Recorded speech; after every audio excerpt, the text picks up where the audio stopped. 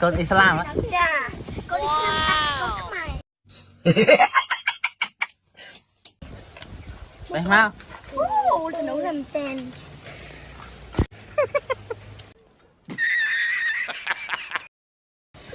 Này là đây với con mà anh con Khmer, anh con Islam. Không bờ mà tát cái gì bây giờ tên màu. Chầm mới.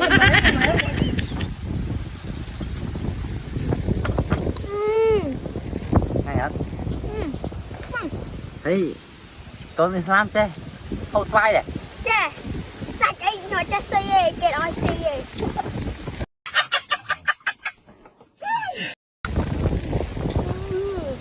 Này hả?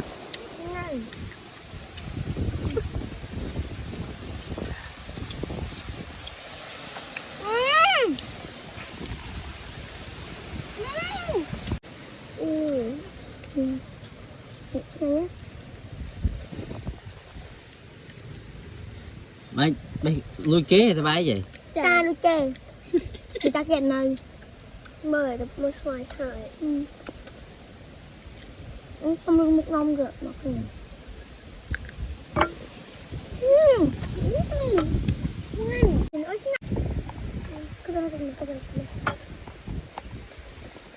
Ôi trong thôi anh, em kia xưa là bong ai để khát này chẳng thế nào.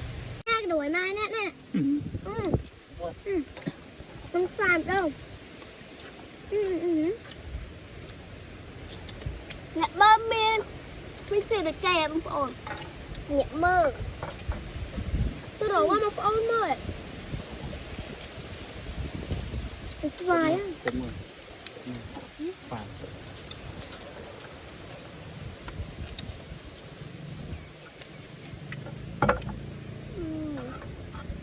Đi đến. Bà ơi. Nếu nè thôi bị ồ, tôi không thời tờ lái.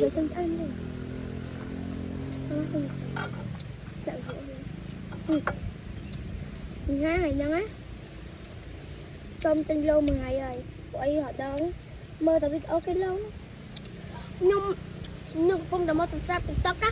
Thôi chứ nhưng mà nó là không tôi rụng xã hà chứ. Một nhầm ốc. Bền cho mình xem á.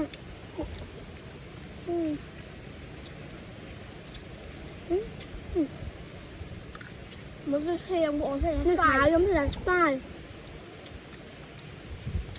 Là sao thay á. Không xả hài.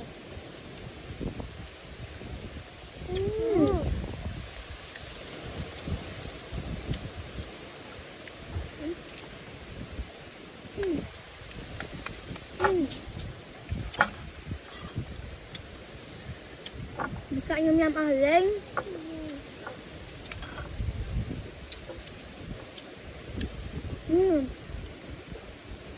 Mình chắc bên nhâm nha.